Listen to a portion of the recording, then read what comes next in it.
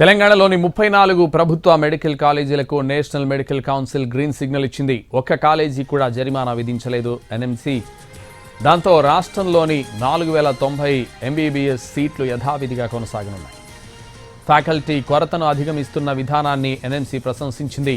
Faculty కొరతను అధిగమించేందుకు teaching ఫ్యాకల్టీకి పెద్ద సంఖ్యలో ప్రమోషన్లు ఇచ్చింది ప్రభుత్వం.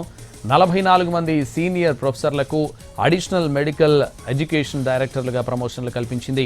వారందరికీ రాష్ట్ర వ్యాప్తంగా ప్రభుత్వ మెడికల్ కాలేజీల ప్రిన్సిపల్స్గా, టీచింగ్ హాస్పిటళ్లకు సూపరింటెండెంట్లుగా నియమించింది.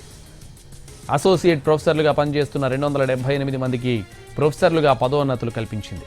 ఈ ప్రమోషన్లతో అన్ని కాలేజీల్లో ప్రొఫెసర్ల కొరత, డిపార్ట్మెంట్ హెచ్ఓడీల సమస్య తీరనుంది. అలాగే అసిస్టెంట్ ప్రొఫెసర్లుగా పనిచేస్తున్న 231 మందికి అసోసియేట్ ప్రొఫెసర్లుగా ప్రమోషన్లు ఇచ్చేందుకు ఆరోగ్య శాఖ చర్యలు ప్రారంభించింది.